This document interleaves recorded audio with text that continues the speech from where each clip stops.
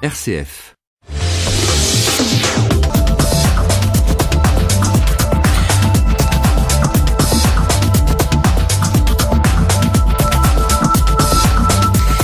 Bonjour à toutes et à tous, bienvenue sur RCF Vendée si vous nous rejoignez. RCF Vendée, vous le savez, première radio chrétienne et de proximité en Vendée. C'est un 22 minutes politique ce soir que nous vous proposons avec notre invité, le politologue Guillaume Bernard. Bonsoir Guillaume. Bonsoir Thomas. Merci d'être avec nous. Je le rappelle, vous êtes maître de conférence en histoire des idées politiques à l'ICES, l'Institut catholique d'études supérieures de La Roche-sur-Yon. Alors avec cette crise des Gilets jaunes, la fin d'année 2018 a été plutôt difficile pour Emmanuel Macron, dont le discours de vœux du 31 décembre dernier était attendu. Qu'est-ce que vous avez retenu de ce discours ? Dans la forme, c'était extrêmement travaillé. Le contenu, je dirais, était même ciselé parce qu'il a utilisé tout un ensemble de mots à destination des différents segments de l'électorat. Il est même allé jusqu'à dénoncer le capitalisme financier, ce qui est quand même un peu ubuesque pour Emmanuel Macron. Après, évidemment, dans le contenu, est-ce que ça a emporté la conviction de son électorat ? Sans doute, c'est-à-dire qu'il a cherché aussi bien par sa posture verticale, debout, que par, je dirais, un discours assez offensif, assez ferme, à rassurer ceux qui avaient voté pour lui. Est-ce que ceux qui n'ont pas voté pour lui ou qui l'ont fait en traînant des pieds, ont été convaincus ? Je suis plus, dubitatif. Alors il y a une phrase qui a mis le feu aux poudres dans les médias, sur les réseaux sociaux. Je vous propose de l'écouter tout de suite. Mais la dignité, mes chers compatriotes, c'est aussi le respect de chacun. Et je dois le dire, j'ai vu ces derniers temps des choses impensables et entendu l'inacceptable. Nous ne vivons libres dans notre pays que parce que des générations qui nous ont précédés se sont battues pour ne subir ni le despotisme ni aucune tyrannie.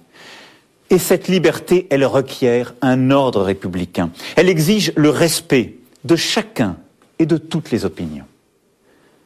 Que certains prennent pour prétexte de parler au nom du peuple, mais lequel, d'où, comment ?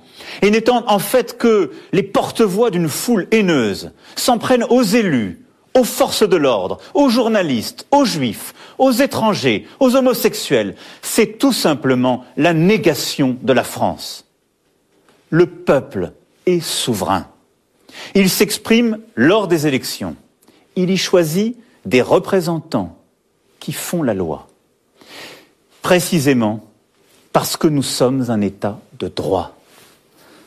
L'ordre républicain sera assuré sans complaisance, car j'attends de chacun ce respect indispensable à la vie en société. Voilà un extrait du discours de l'allocution du 31 décembre du président de la République, Emmanuel Macron. Sans jamais les citer, il parle tout de même des Gilets jaunes et il utilise finalement ce terme qui est assez fort quand même, foule haineuse. Guillaume Bernard, quelle analyse on peut faire est-ce qu'il essaye véritablement de calmer les choses, Emmanuel Macron ? Alors je crois qu'il table sur le fait que le mouvement va s'essouffler parce que évidemment être régulièrement tous les samedis, je dirais en manifestation, ça coûte de l'argent pour ceux qui le font et donc par conséquent il espère que ça va se tarir. Il ne cite pas les gilets jaunes parce que ça légitimerait l'adversaire. Ça c'est assez classique, c'est assez habituel. En revanche le fait de les rabaisser, de les humilier en parlant de foule haineuse, ça me paraît pas, je dirais, d'une stratégie extrêmement bien calibrée pour essayer d'apaiser les choses. Encore une fois, je crois que ce discours, il était fait pour rassembler autour de lui ceux qui avaient voté pour lui et ceux qui pourraient avoir peur qu'il y ait un emballement de ce mouvement. Mais je crois que là, malheureusement, Emmanuel Macron, dans cette affaire, s'est révélé toujours à contretemps. C'est-à-dire que ça a commencé par une jacquerie antifiscale, ça a continué par une crise politique, Macron démission, c'est devenu aujourd'hui quasiment une crise de régime parce que il y a une opposition, je suppose qu'on va en parler, entre d'un côté la proposition de Macron, un débat, et de l'autre côté ceux qui revendiquent le référendum d'initiative populaire, et donc par conséquent essayer, je dirais, de réduire la question des gilets jaunes à une colère, c'est le terme qu'il a utilisé, et à de la haine, ça me paraît faire une mauvaise analyse des choses, ou en tout cas tabler sur une possibilité d'essayer de diviser l'opinion. Alors Guillaume Bernard, vous avez évoqué la question du référendum d'initiative citoyenne.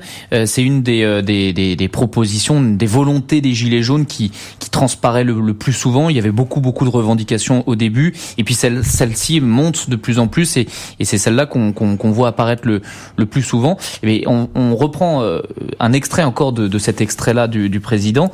Le peuple est souverain, il s'exprime lors des élections, il y choisit des représentants qui font la loi, précisément parce que nous sommes un État de droit. Donc finalement, il met en avant la démocratie participative que l'on connaît actuellement, et par contre cette démocratie directe qui est demandée par les Gilets jaunes à travers le référendum, ça il le met de côté. Alors il le balaye d'un revers de main. Alors il y a plusieurs choses. D'abord, la revendication du référendum d'initiative citoyenne ou populaire, elle a été présente dès le début dans le mouvement des Gilets jaunes. Moi j'ai regardé beaucoup les réseaux sociaux, et dès le 17, 18, 19 au maximum le 19 novembre, c'est-à-dire au tout début des manifestations, j'ai vu apparaître cela sur les réseaux sociaux. Donc c'est quelque chose qui a pris de l'ampleur dans les revendications, mais qui existait dès le début. Je crois que pourquoi ça a pris de l'ampleur? Parce que tout simplement, c'est une soupape de sécurité. C'est le fait de dire, écoutez, si on n'est pas tous d'accord sur toutes les mesures à prendre, s'il y a un hiatus entre l'exécutif et entre les gouvernants et les gouvernés, eh bien, il y a un moyen de trancher les questions, c'est le référendum d'initiative populaire. Deuxième élément, et ce que vous dites est absolument fondamental. Emmanuel Macron balaye d'un revers de main la démocratie directe et se focalise sur la démocratie représentative. Or, dans la constitution même de la Ve République, ce qui d'ailleurs était une nouveauté par rapport aux autres constitutions républicaines antérieures, il y a la combinaison des deux. Si vous regardez l'article 3 de la Constitution, il y a bien le fait qu'il y ait et la souveraineté nationale qui conduit à la démocratie représentative et la souveraineté populaire qui conduit à la démocratie directe. Et on sait bien, il y a eu de temps en temps un certain nombre de référendums qui ont été organisés. Le dernier en date, si je ne m'abuse, au niveau national, le référendum sur le traité établissant une constitution pour l'Europe en 2005. Donc il y a bien des référendums. Ce qui n'existe pas en revanche dans la Constitution aujourd'hui, c'est le fait que les citoyens puissent s'auto-saisir d'une question. Ils peuvent être consultés, ils peuvent être interrogés, pour trancher une question, aussi bien législative que constitutionnelle. C'est l'article 11 pour les questions législatives, c'est l'article 89 pour les questions constitutionnelles, mais ils ne peuvent pas aujourd'hui s'auto-saisir. En 2008, Nicolas Sarkozy a fait une révision de la Constitution dans laquelle il a modifié, fait modifier l'article 11 en mettant en place ce qu'on appelle le référendum d'initiative partagée. Autrement dit, les citoyens pourraient envisager de mettre en place un référendum, mais à la condition qu'il y ait une pétition réunissant 10% du corps électoral, c'est-à-dire une pétition de plus de 4 millions de signatures, et qu'il y ait un accord de 1/5 des parlementaires. Autrement dit, c'était fait pour que ça n'aboutisse jamais. C'est pas ce qu'avait essayé de faire la Manif pour tous à l'époque, en saisissant le Conseil économique et social et environnemental? Oui, mais vous le voyez bien, il y a, je dirais, un tel ordre de grandeur et surtout une nécessité que les parlementaires s'associent à double la demande des citoyens pour qu'en fait ça ne puisse absolument pas fonctionner. Bon, dernier point, un commentaire un peu technique, mais quand Emmanuel Macron identifie l'état de droit avec la démocratie représentative, je crois que là il y a un abus de langage là aussi. C'est très joli de parler de l'état de droit, on pense immédiatement aux droits fondamentaux, aux droits de l'homme, etc. Mais l'état de droit, c'est justement ce qui encadre, ce qui, je dirais, est susceptible, de limiter le vote des lois par le Parlement. Après le vote d'une loi par le Parlement, il y a la possibilité qu'il y ait un contrôle par le Conseil constitutionnel. Ce qui n'est pas le cas dans le cadre des lois référendaires. La jurisprudence du Conseil constitutionnel qui date de 1962, le Conseil constitutionnel refuse de vérifier la constitutionnalité d'une loi référendaire. Et c'est là où il y a un vrai enjeu d'eau. Peut-être les Gilets jaunes ne se rendent-ils pas compte tout à fait, c'est que s'il y avait une loi votée par le référendum, peut-être que si dans les évolutions constitutionnelles futures, peut-être qu'il serait prévu que là, le Conseil constitutionnel pourrait censurer la loi, ce qui serait évidemment très très mal vécu par nos concitoyens, mais il faudra faire évidemment attention, il faudra être attentif à cette question-là. Pour l'instant en tout cas, une loi référendaire n'est pas soumise au contrôle de constitutionnalité du Conseil, alors que effectivement les lois votées par le Parlement, les lois parlementaires, elles le sont, sont susceptibles de l'être. Guillaume Bernard, je le rappelle, vous êtes maître de conférence en histoire des idées politiques à l'ICES, Institut catholique d'études supérieures de La Roche-sur-Yon en Vendée. Alors on parle de ce RIC, ce référendum d'initiative citoyenne ou populaire, ça dépend comment on l'appelle. Comment ça pourrait être appliqué si le président finalement décidait de faire appliquer cette mesure, si on peut dire? Alors d'abord, il faudrait qu'il y ait une révision de la Constitution. Soit elle serait votée par le Parlement, soit elle pourrait être votée par le référendum. Ça, déjà, il faudrait que la Constitution soit révisée. Ensuite, pour que fonctionne un référendum d'initiative populaire, c'est assez simple. Il faut qu'il y ait une pétition qui réunisse un certain nombre de noms minimal pour qu'ensuite, le référendum soit organisé par l'exécutif. Ce sont des référendums qui fonctionnent très bien dans d'autres pays, en particulier en Suisse, on le sait très bien. Et si on faisait grosso modo une comparaison, je dirais, en fonction de la démographie, il faudrait qu'en France, il y ait, pour qu'il y ait l'équivalent, je dirais, du nombre de signatures requis, qui est requis en Suisse, il faudrait qu'il y ait environ 500 000 personnes qui signent la pétition pour que le référendum soit organisé. 500 000 personnes, c'est déjà très important, c'est significatif, je dirais, de l'état de, ça traduit, je dirais, une véritable inquiétude, un véritable intérêt dans l'opinion publique, et par conséquent, n'importe quel groupement minoritaire ne serait pas en capacité de le faire. Voyez, et ensuite, quelles questions on poserait ensuite à travers ce référendum? Qui poserait les questions? Ah, mais c'est ce qui est prévu par la pétition, c'est-à-dire que la pétition prépare une question qui sera ensuite soumise au référendum. Voilà, en tout cas dans le système suisse, c'est ainsi. En tout cas, c'est pas ce qu'a choisi Emmanuel Macron. Il a plutôt opté pour un grand débat national, il a demandé l'organisation au CESE, le Conseil économique et social et environnemental. C'est radicalement différent ou il y a des similitudes avec un RIC, non? Ah non, je crois que c'est vraiment très différent. C'est-à-dire parce que en fait, il y aura un débat qui va ensuite donner lieu à la rédaction d'un rapport qui sera ou non pris en considération par l'exécutif pour proposer des modifications soit constitutionnelles, soit législatives.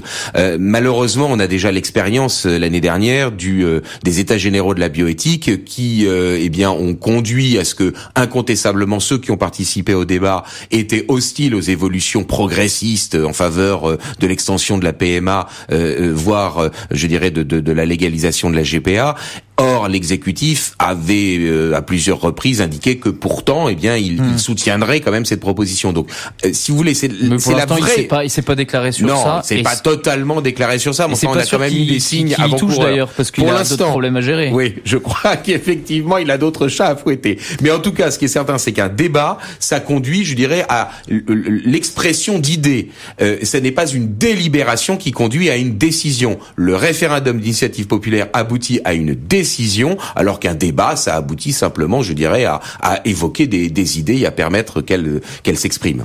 En tout cas, ce référendum d'initiative citoyenne ou populaire fait peur, surtout à certains qu'on pourrait cataloguer dans la rubrique des élites, comme par exemple Luc Ferry, philosophe, ancien ministre, et il a témoigné dans un article au Figaro du 29 décembre toute l'horreur qu'il pouvait ressentir pour le RIC.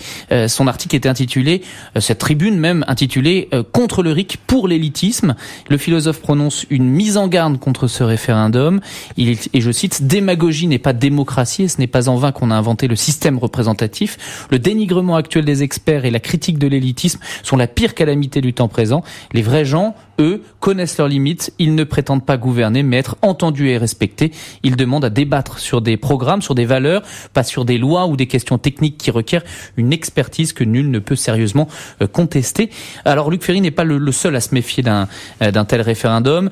Ici, en Vendée, nous avons posé la question à la sénatrice UDI, Annick Billon, de ce qu'elle pouvait bien penser de ce RIC. Écoutez-la. Moi, avec les référendums, je me méfie. Souvent, lorsqu'on fait un référendum, les personnes consultées ne répondent pas forcément à la question. Donc, c'est aussi une difficulté du référendum. Ça peut être un ras-le-bol au moment où ils sont consultés. Ça peut être un mouvement de rejet. Donc, attention au référendum. Le référendum ne sera pas la baguette magique qui va solutionner toutes les problématiques qui ont été soulevées par les Gilets jaunes. Voilà, Annick Billon, sénatrice UDI de la Vendée, qui était l'invitée de Joël Bonnemaison dans son émission à contre-courant, ce midi. D'autres personnalités ont témoigné de leur peur d'un RIC. Le député de la France Insoumise, Alexis Corbière, il a déclaré sur LCP que le RIC pourrait remettre en cause certaines lois, comme celle du mariage pour tous, d'ailleurs. Guillaume Bernard, est-ce qu'il faut en comprendre que le peuple est trop bête pour faire lui-même ses choix? Écoutez, je crois que là, vous posez bien la question. Parce que, écoutez, les électeurs seraient donc capables de désigner des représentants, donc de désigner des personnes qu'ils ne connaissent pas, dont ils ne peuvent pas sonder la conscience. Ça, ils seraient capables de le faire.